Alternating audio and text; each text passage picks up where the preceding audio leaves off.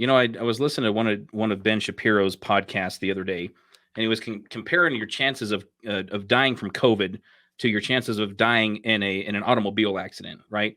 And your chances of dying in an automobile accident are like exponentially higher than dying from COVID. Yet, if we were to react the same way to the risk of an automobile death as we are to the chance of dying with COVID, we'd we'd lock our cars up somewhere. We'd take the wheels off, we'd remove the steering wheel, we'd pull the engine out, and we wouldn't drive ever anymore, right? If we were to react the same way, where how much longer are we going to avoid living life because we're scared of this virus? At some point, we got to get on with our lives. Okay, we tried the lockdowns, right? We did the social distancing. We tried masks. Now we got vaccines. At some point, we have to be able to live our lives and not be afraid. The virus is going to do what the virus is going to do. There's already another variant, and apparently the vaccine is now useless. So I mean, at what point does it end? At what point are we going to stop giving up our freedoms? Because I mean, let's face it, you and I both, the federal government is not efficient at what they do. They're just not. But we're letting them tell us what's good for us medically and how we're supposed to live and how, just go ahead and let us destroy the economy while we figure out this pandemic. You're going to shut down your small business. You're going to lock yourselves in your home.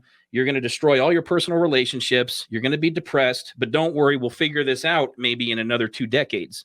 No, we can't. We can't go through that. We just can't. And like you said, what we saw at the college football games, that was awesome. I loved that. That made me proud to be an American. It's like, you know what? No, we're not wearing masks. We're going to yell and we're going to cheer for our football team, and we're going to spit all over each other, and we're going to drink beer or whatever, and it's going to be great, right? We're going to live our lives.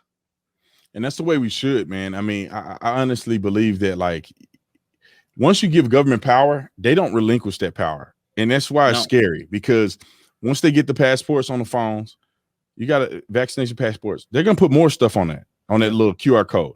Now it's going to be who you voted for. Yeah. Then it's going to be were you a part of, are you a Trump supporter? Or, they're going to keep going. They're going to put the rest of your medical history on there. Then they can start discriminating against you based on the app. Well, if you don't do XYZ, and just like the Chinese, they have a social credit score.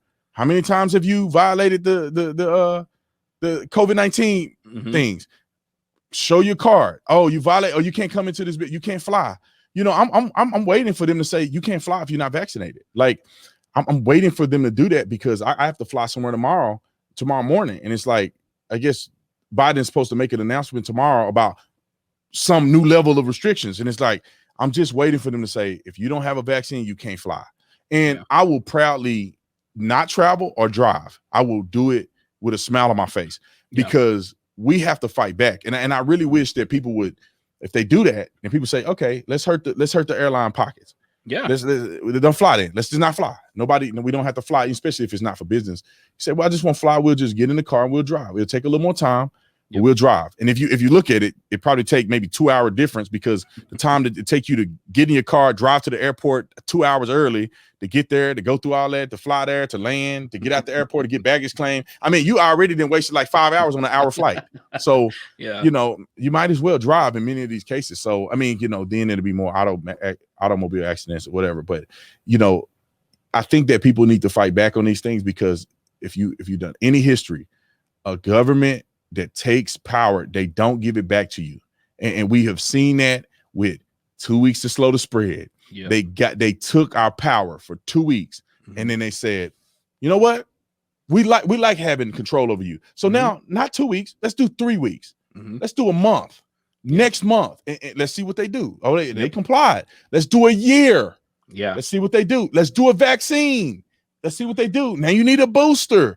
Now you're going to need a booster every year. Yeah. And then you can't travel. Now you can't go out to eat. Now you can't do anything without a vaccine. And then they demonize it. And before you know it, at this rate, they can't go back now. They can't go back and say, oh, the vaccine is unnecessary. Because then that means that all of that bullying that they did all this time was for nothing, because the vaccine don't work. So they got to make it work. They got to make it sound like it worked. They got to force you to think it works. They can't go back at this point. And I wish that America would have caught on to that, because I can't see them at all ever saying, you know what?